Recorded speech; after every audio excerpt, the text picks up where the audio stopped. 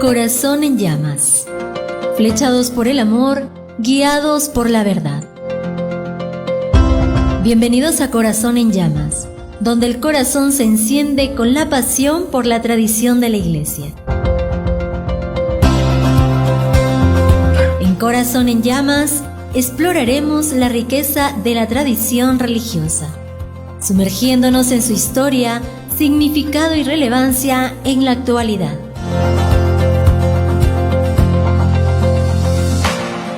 No te pierdas Corazón en llamas por Santa Mónica Radio y TV Digital.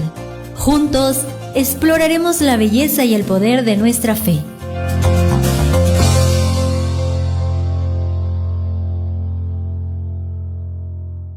Muy buenos días, bienvenidos a Corazón en Llamas, donde estamos flechados por el amor, guiados por la verdad. Te acompaña Fray Jorge, contramaestre de los Agustinos Recoletos, aquí en tu Santa Mónica Radio y TV Más. Bienvenidos a este espacio donde nuestro corazón está encendido por el amor de Dios, donde nosotros nos dejamos guiar por la verdad en Jesucristo. Y este programa está sostenido por ese trípode que sostiene también a la Santa Madre Iglesia, que es la tradición apostólica, la Sagrada Escritura y por supuesto el Magisterio Santo, que, como bien ya hemos repetido bastantes veces, es el depósito de la fe.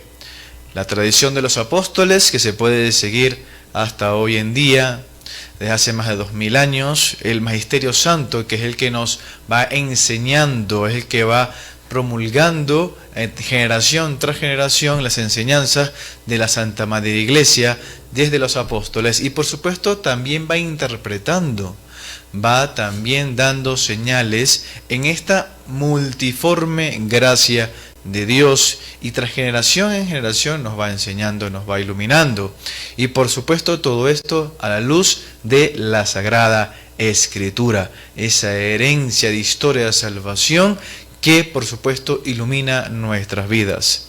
Gracias por estar con nosotros. En el programa del día de hoy vamos a seguir explorando la figura de Jesús de Nazaret. Vamos a seguir explorando y por supuesto también aprendiendo mucho más sobre la identidad de Jesús de Nazaret. Y esa es la palabra clave del día de hoy, la identidad de Jesús de Nazaret.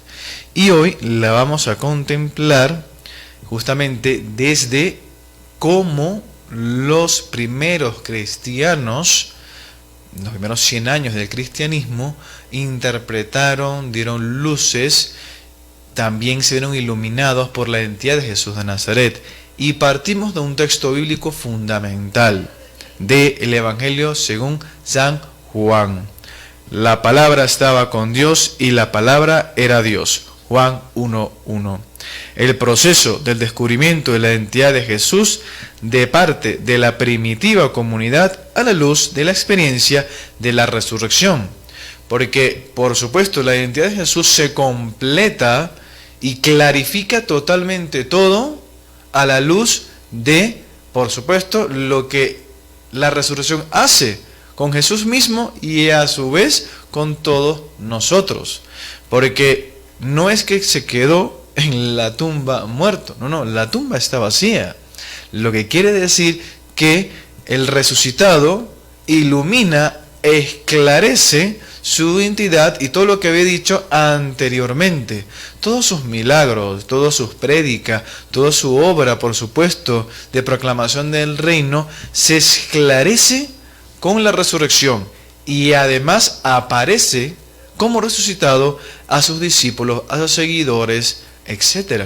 Por lo tanto, su identidad claramente se esclarece, se vuelve totalmente una especie de aclaración, una especie de puerta para saber quién es este hombre, este verdadero Dios. Lo vamos a partir en dos grandes apartados. Primero vamos a hablar de cuáles fueron estos primeros desarrollos a partir del Nuevo Testamento, o las evidencias que podemos encontrar en el Nuevo Testamento, y luego hablaremos sobre los nombres de la divinidad de Jesús de Nazaret, los nombres cristológicos, los títulos cristológicos de Jesús de Nazaret, como por ejemplo el llamar a Jesús de Nazaret Señor, el llamarlo Hijo de Dios, el llamarlo Hijo de Hombre, etcétera, que lo vemos mucho, por supuesto, en la Sagrada Escritura, en el Nuevo Testamento. Primero, hablaremos de estos desarrollos de la identidad de Jesús. Tras la muerte y resurrección de Jesucristo, las primeras comunidades cristianas tienen que asimilar grandes acontecimientos y además tienen que reflexionar un tema importante: la identidad completa de Jesús de Nazaret. Tenemos que, por supuesto, darlo por hecho. Jesús de Nazaret no solamente es el profeta, que el hombre que hizo maravillas, el que se llamó a sí mismo Hijo de Dios, sino que además es el resucitado. Por lo tanto, hay que ir investigando y esclareciendo qué es lo que acontece. La identidad de Jesús. Los primeros desarrollos marcados por la experiencia de Dios siempre con Jesús en toda su vida son los primeros pasos. Su preexistencia, cuando Él dice que Él ha existido desde siempre, a quien Abraham, a quien Moisés, a quien Jacob, Isaac le rezaban, era Él. Y ese fue un escándalo también, ya lo hemos dicho antes. Cómo fue su vida, cómo llegó a este mundo, su vida, su crucifixión y por supuesto su resurrección. Entonces, estos son acontecimientos que tienen que reflexionar las comunidades cristianas que han visto el resucitado, han palpado, han comido con Él. Y ahora, bueno, vamos a profundizar, porque la identidad de Jesús transforma mi vida y además me da identidad a mí porque soy su seguidor. Muchas cosas aquí se van conectando. Luego, marcados por una cristología, es decir, por un pensamiento sobre la identidad de Jesús, de, por supuesto, esa especie de parusía, esa aparición de Jesús, con una tensión, y claro, los primeros cristianos piensan, esto significa la resurrección de Jesús, su ascensión a los cielos, la venida del Espíritu Santo, significa que ya el fin de los tiempos está cerca. A ver, es válida la pregunta de estos primeros cristianos. Ahí es muy interesante tomar en cuenta dos grandes perspectivas sobre cómo fueron pensando los primeros cristianos, ¿vale? Lo que se llaman las perspectivas sobre el misterio de Jesucristo desde dos puntos de vista. Uno es ascendente, de abajo hacia arriba, ascendente, es decir, se parte del Jesús histórico, del Jesús de carne y hueso, que estuvo en Belén, que estuvo en Nazaret, que predicó en Galilea, que vivió una vida apasionada, recorriendo, haciendo el bien, fue condenado injustamente, crucificado, muerto, sepultado y resucitado. Entonces, esa es la perspectiva ascendente, que por supuesto durante su vida ha sido exaltado por el Padre, ha sido exaltado en su pasión, por su muerte y en su resurrección. Y hay otra cosa que se llama la cristología descendente, ¿okay? Que se parte de que Jesús de Nazaret es el verbo de Dios, es la palabra de Dios hecha carne, el verbo de Dios se hizo hombre, de arriba hacia abajo, que es ese verbo preexistente, de lo cual Pablo, y hablaremos más adelante, nos habla, que se encarna en la historia. Y esto es como una especie de ciclo que contempla las primeras comunidades, la entienden, y en algún sentido podemos contemplar, como veremos más adelante, que las primeras comunidades tenían demasiado claro la identidad de Jesús de Nazaret, que es verdadero Dios y verdadero hombre. No dudaban de esto, y lo vamos a contemplar en los evangelios y cómo las primeras comunidades contemplaban la identidad de Jesús de Nazaret. Ahora, cómo esto se fue desarrollando, lo vamos a ver a continuación.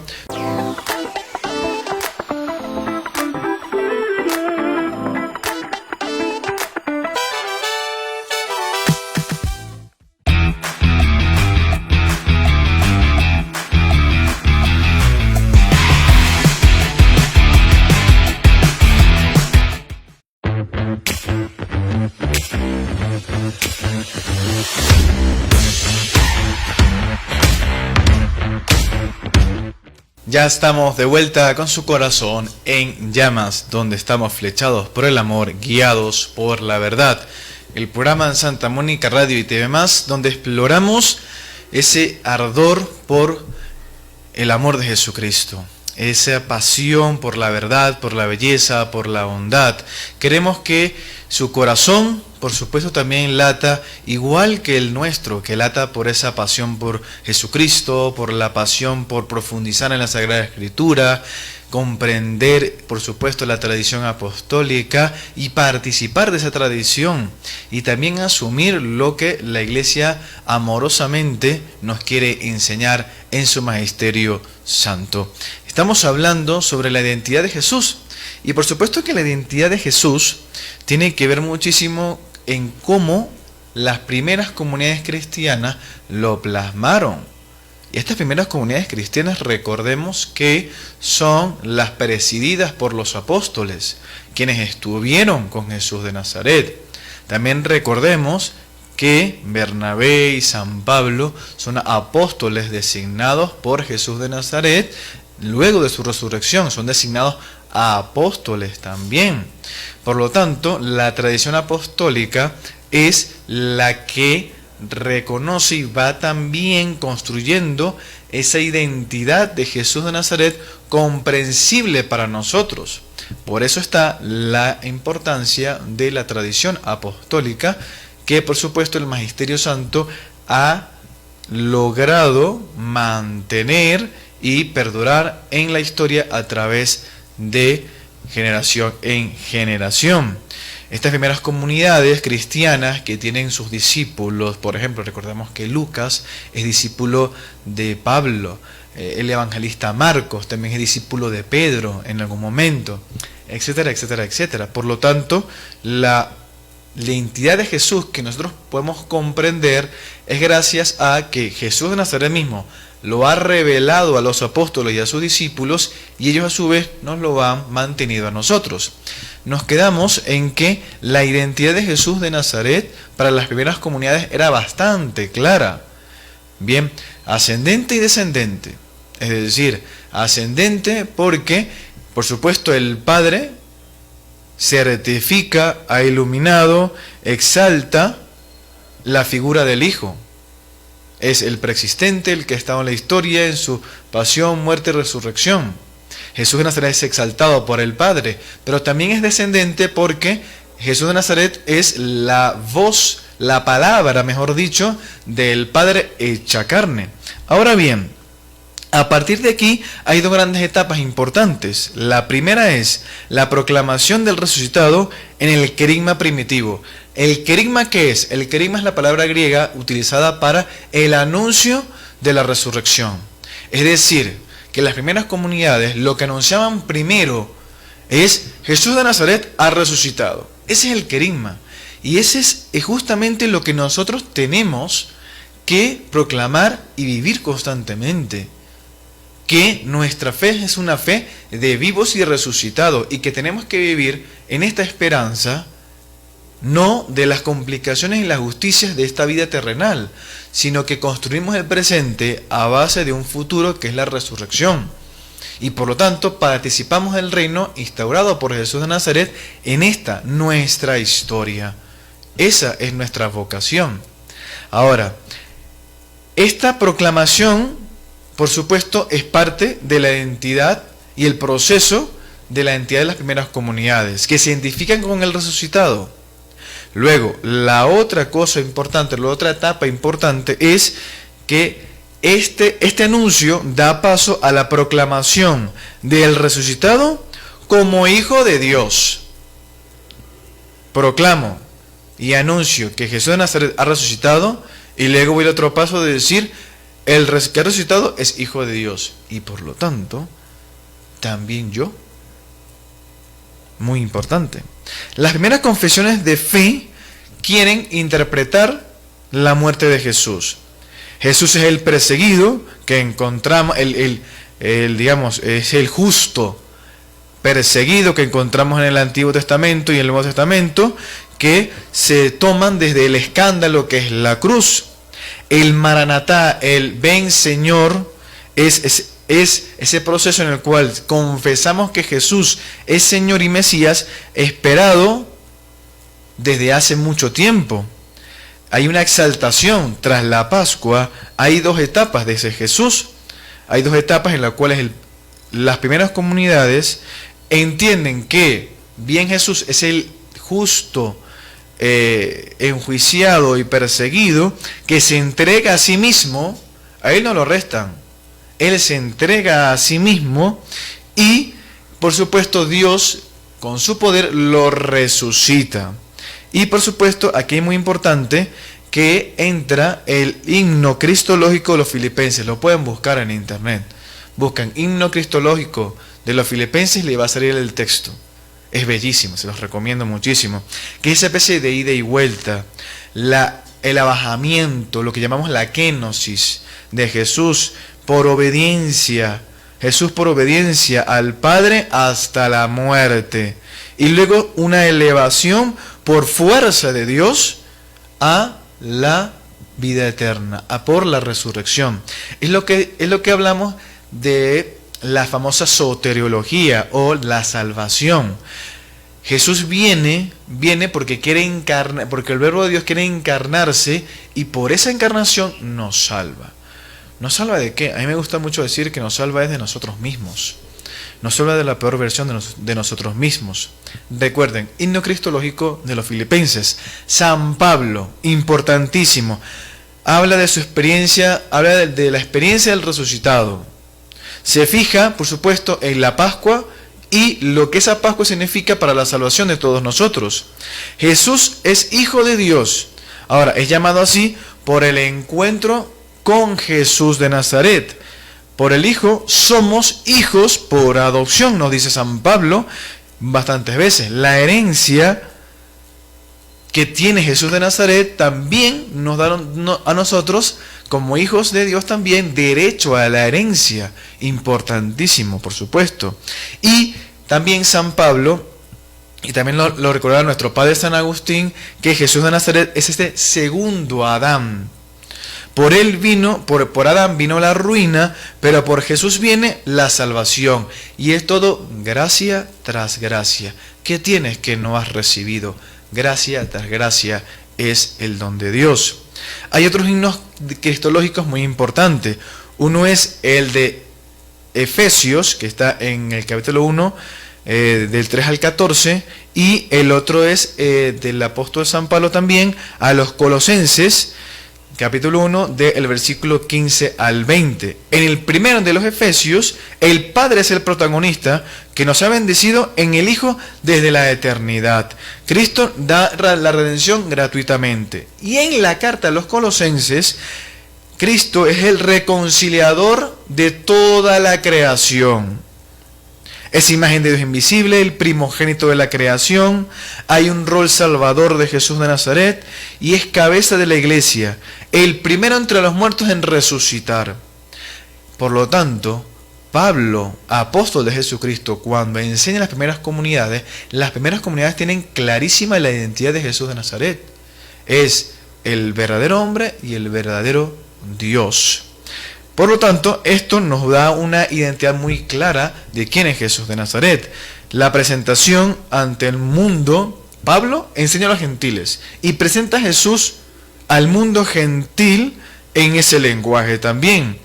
Cristo cumple las ansias del mundo gentil no judío, cumple las ansias de la liberación, de la inmortalidad, de la vida verdadera.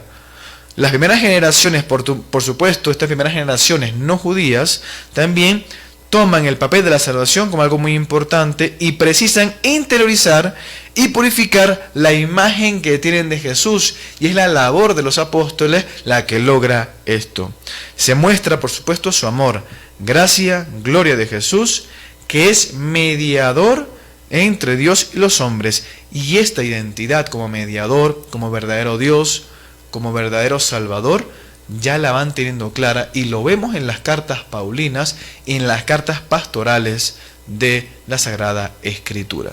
Ahora bien, ya hemos visto las cartas pastorales, las de Pedro, Santiago, las de Pablo, etc.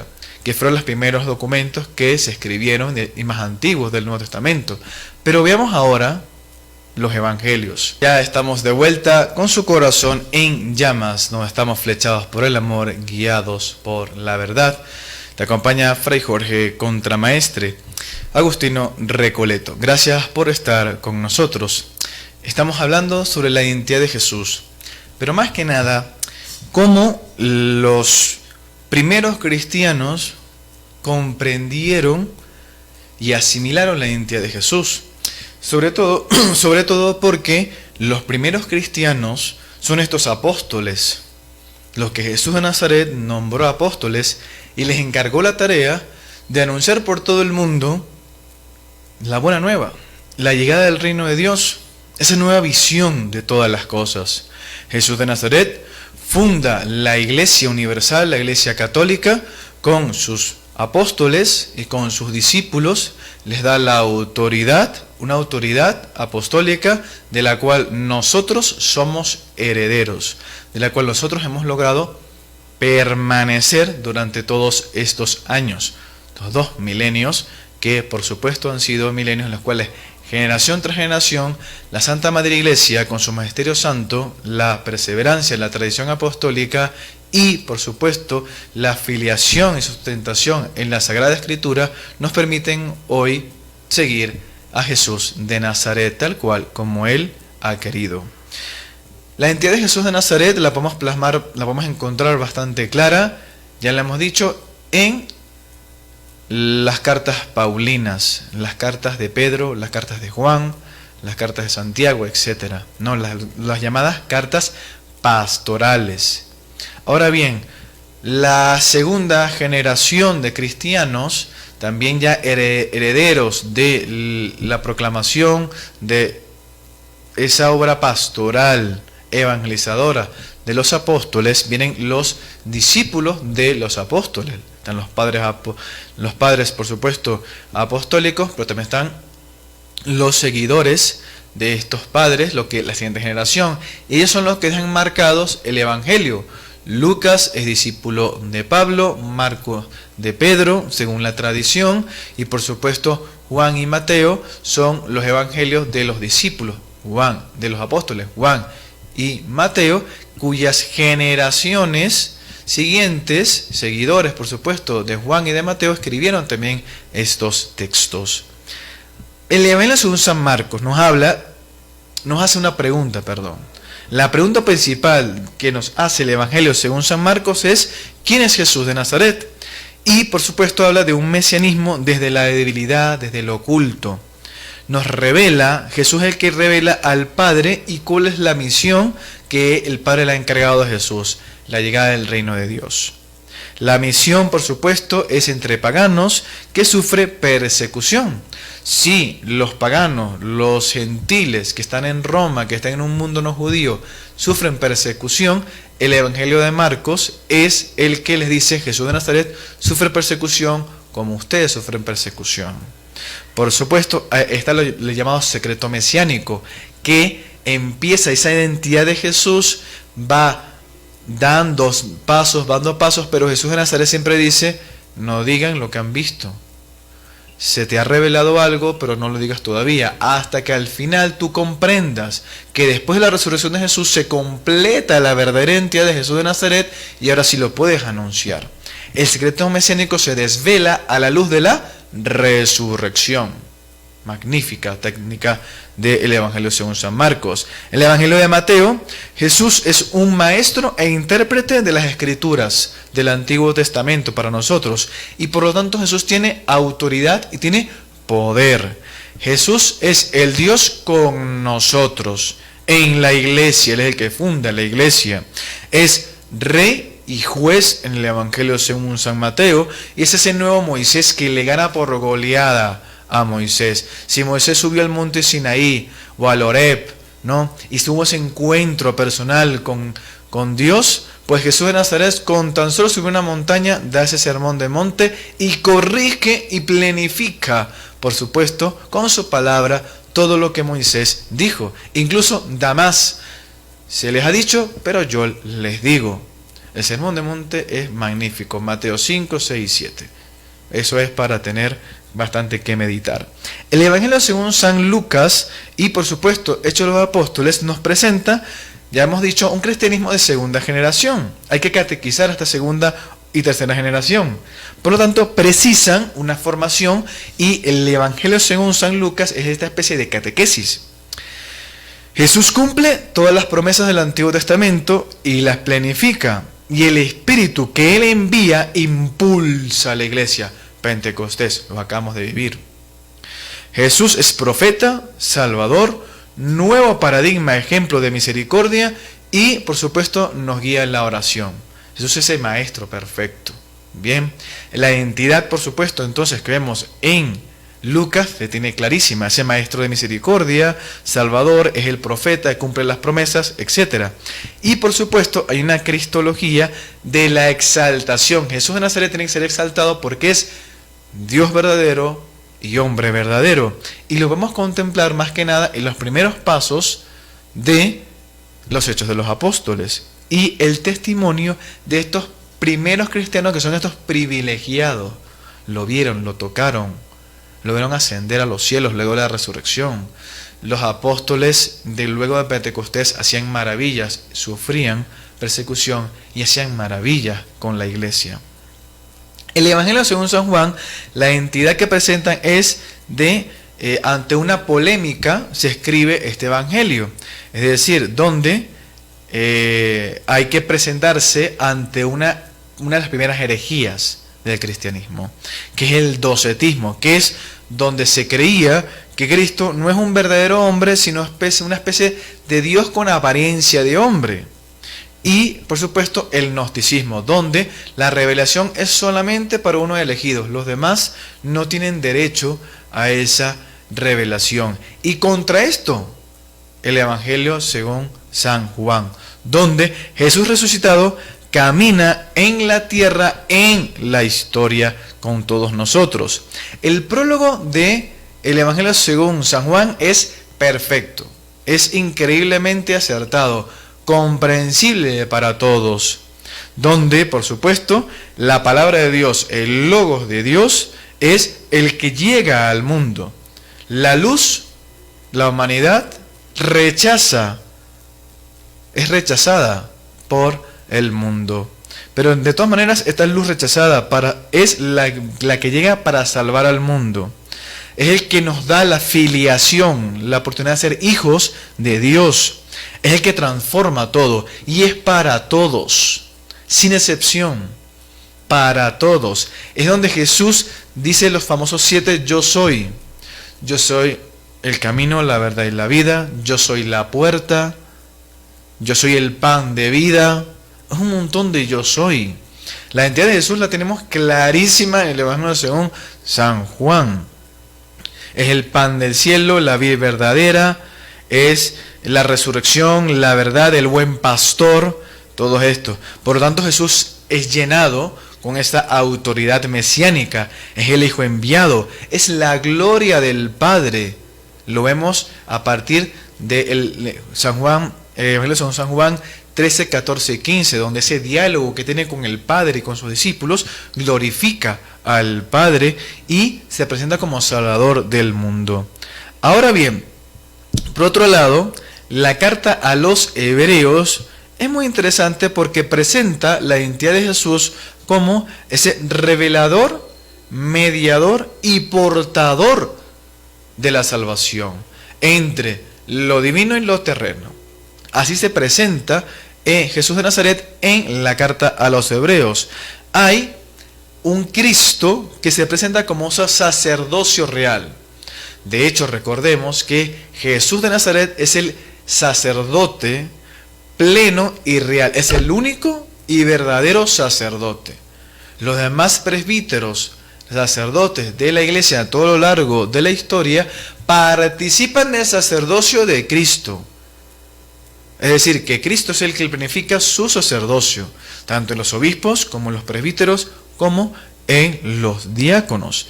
Jesús de Nazaret es el nuevo y verdadero sumo sacerdote. Bien, En la primera carta de Pedro, Jesús es esa piedra angular, rechazado por los arquitectos, pero ahora es la piedra angular, la que sostiene el arco, la piedra angular, la que sería inamovible, la que sostiene todo. Es el Cordero sin mancha, que, por supuesto, ha resucitado. El sacrificio para nuestra salvación. Y por último, el libro del Apocalipsis presenta 3 puntos importantes. El primero, la superioridad de Cristo a cualquier otro poder adverso a la salvación. Podremos intentar cualquier otro modo, y así lo presenta el Apocalipsis. Podremos intentar cualquier otra cosa, cristiana o no cristiana.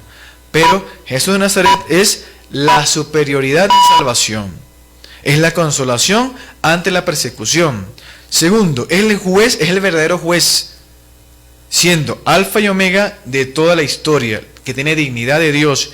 Y por último, Señor de la historia, que lleva el cumplimiento todas sus promesas sin falta. Todas las promesas las cumple Jesús de Nazaret. Así lo identifica la identidad clara de Cristo en el libro del Apocalipsis. Y con esto vamos a saltar ya a nuestro último bloque, que es la aproximación de los títulos de Jesús de Nazaret que usaron los primeros cristianos más usados, más conocidos.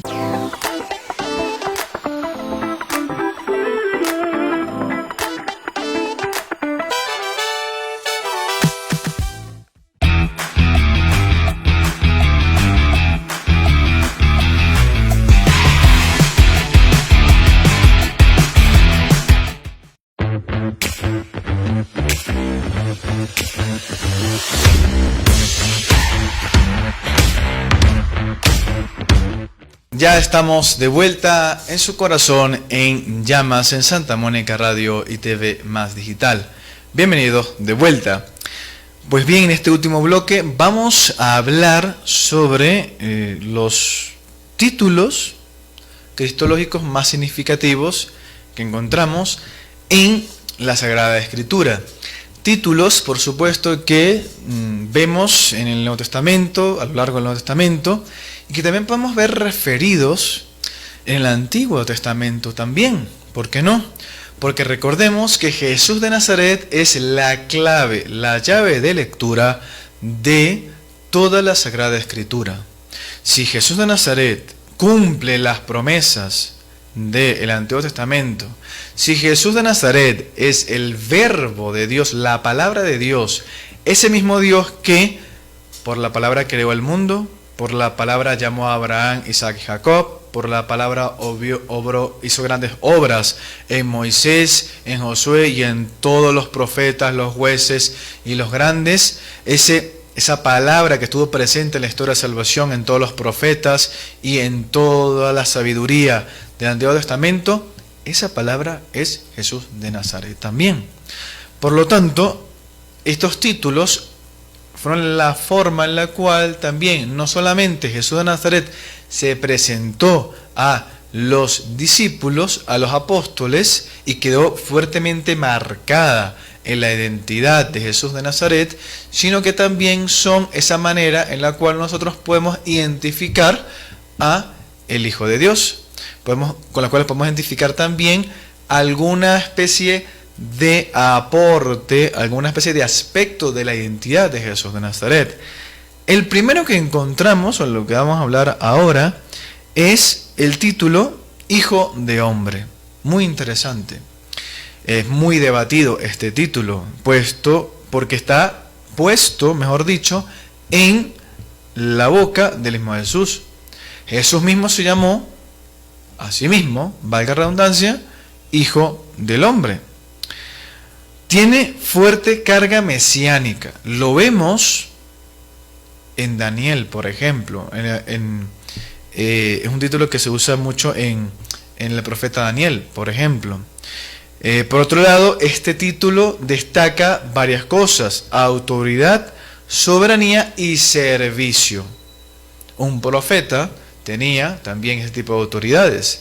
Pero sobre todo ya en Jesús de Nazaret se cumple este gran profetismo, y es el gran profeta, el gran rey, la gran autoridad, No hay otro hijo de hombre como él. Hijo de hombre también tiene que ver con el diseño original de la humanidad, que es Jesús de Nazaret. El diseño original que, por supuesto, no contiene el pecado original. Otro título interesante, el Mesías, el Cristo, no se le aplicó Jesús mismo para sí. O sea, Jesús en algún punto no se llamó, o no tenemos evidencia de que Jesús se llamó a sí mismo el Mesías, pero forma parte de este querigma pospascual. Recordemos que el querigma, como ya dije anteriormente, es ese anuncio de que Jesús de Nazaret ha resucitado. Pues bien, las comunidades cristianas lo tienen clarísimo, que anunciar la resurrección de Jesús es anunciarlo también como el Mesías esperado, el ungido, el verdadero ungido de Dios. Y no hay nadie como Él. Es el Mesías, el que cumple las promesas, el que salva. Refiere a su predicación, a su forma de actuar, a su aparición en la historia. El Mesías es la realidad que se hace presente en la historia. Y así ocurrió en Jesús de Nazaret. No tanto es un sentido ni político ni sacerdotal. Es decir, Jesús mismo también cuida mucho su identidad y se cuida muchísimo que no lo confundan. Él no es tanto quien tú quieres que sea. Él te dice a ti y nos dice en la historia quién es Él. Por eso siempre cuido decir, miren, has sido sanado, no se lo digas a nadie. Si lo reconoces, ¿quién soy yo? Perfecto, eso viene del Padre, pero no se lo digan todavía a nadie, porque falta todavía. Jesús de Nazaret se cuida muchísimo de no ser mal interpretado, porque nos pasa muchísimas veces, hoy en día nos pasa muchísimo. Repito por 1000 veces y 1000 veces lo diré, yo no le digo a Dios quién es Él, es Él quien me dice a mí quién es Él. Y como es mi creador, pues es Dios quien me dice a mí quién soy yo, porque me conoce plenamente. Aunque yo tengo esa libertad de apartarme de la voluntad de Dios, de ser aquello para lo cual Dios no me creó, pero Dios sabe para qué me creó, cómo me creó, quién soy yo verdaderamente. La identidad mía me la da Dios. Yo no le doy a Dios su identidad. Bueno, es que para mí Dios es. Vale, perfecto. Buena suerte, pero es que la realidad no es así. Gracias a Dios, Dios nos dice quién es Él, quiénes somos nosotros. Y por supuesto el término de Mesías viene más en sentido de que Él revela el plan de Dios, de que el Mesías revela la llegada del reino de Dios, y que el Mesías es el que sana, el que perdona, el que libera. Esa es parte de la obra del Mesías. Otro título muy interesante y maravilloso, pues el título de Señor. Si el título de Hijo de Dios, el título de Mesías, ya lo encontrábamos en el Antiguo Testamento y por supuesto en el Nuevo Testamento, la afirmación de el Señor para darle un título a Cristo ya es plena. Por supuesto que está tanto en el Antiguo como en el Nuevo. Decir Señor es fundamental. Es la síntesis del primitivo, es decir, el querigma de los primeros cristianos apostólicos. La exaltación de Jesús se acepta solamente a Él con esta dignidad de Señor. El verdadero Señor solamente es Jesús de Nazaret. Todos los demás señores son señores bajo la autoridad del verdadero Señor, que es Jesús de Nazaret. Solo a Él se le da la dignidad soberana a la diestra del Padre. Importantísimo. Recordemos la confesión del apóstol Santo Tomás.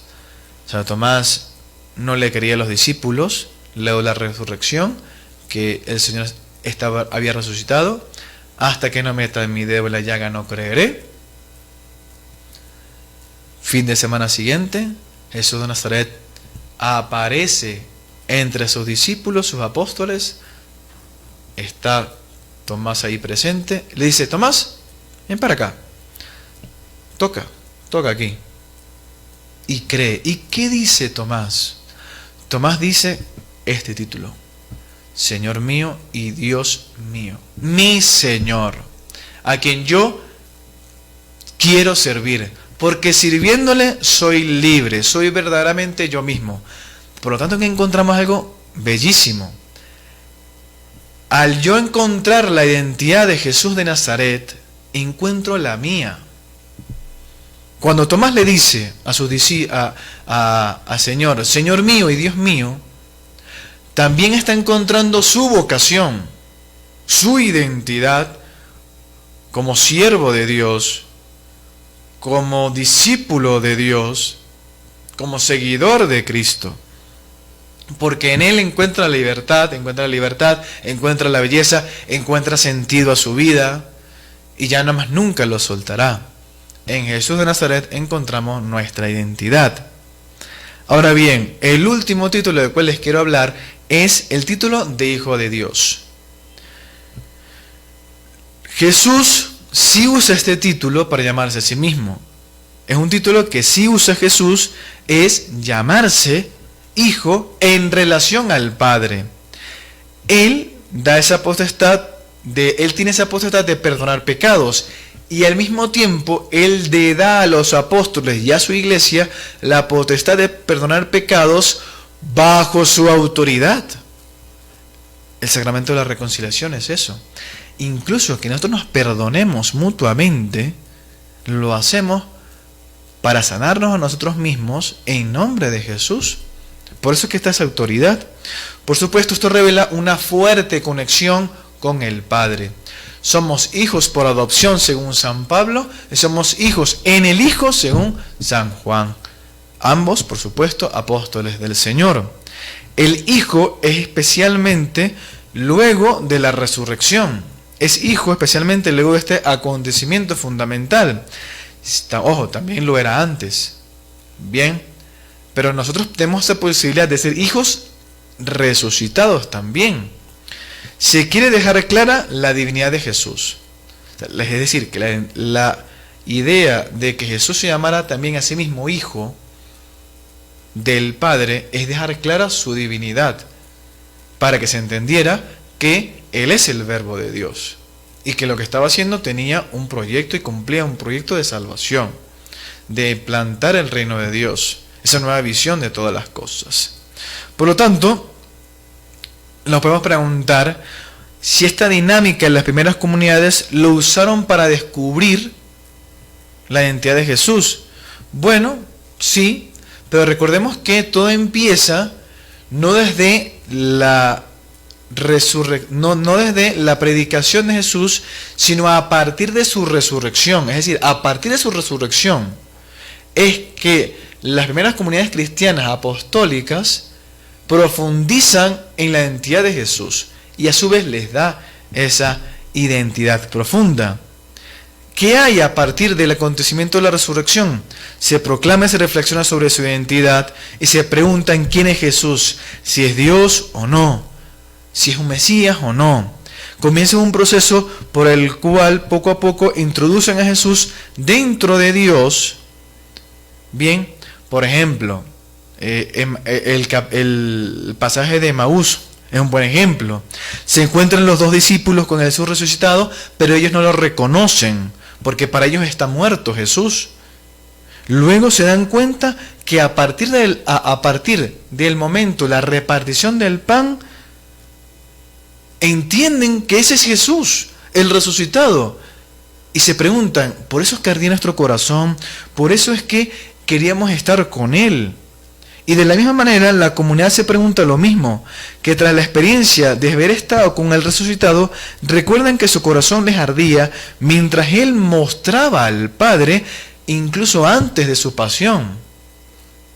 Y esa relación entre Jesús y el Padre es mostrada cuando estaban con Él y por supuesto después de la resurrección, cuando Jesús se le aparece como resucitado a los discípulos. Las primeras comunidades reinterpretan lo que han vivido junto con Él Y a partir de ahí forman todo un círculo de esta es la identidad de Jesús de Nazaret. Entonces, ¿qué usamos o decimos para expresar la identidad de Jesús?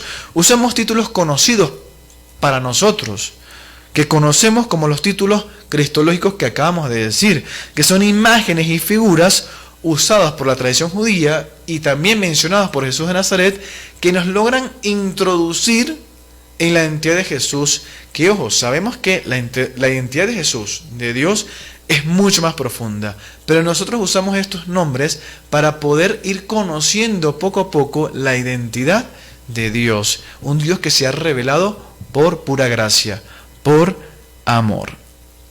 Pues bien, muchas gracias por habernos acompañado en este descubrimiento de la identidad de Jesús a partir de la reflexión de las primeras comunidades apostólicas. Gracias por estar con nosotros. Gracias también por dejarnos acompañarlos a todos ustedes. Te ha acompañado Fray Jorge Contramaestre Agustino Recoleto en este su programa Corazón en Llamas, donde estamos flechados por el amor y guiados por la verdad. Un programa de Santa Mónica Radio y TV+. Sigan en sintonía y que Dios los siga bendiciendo. Permiso. Corazón en llamas, flechados por el amor, guiados por la verdad. Bienvenidos a Corazón en Llamas, donde el corazón se enciende con la pasión por la tradición de la Iglesia. En Corazón en Llamas exploraremos la riqueza de la tradición religiosa, sumergiéndonos en su historia, significado y relevancia en la actualidad.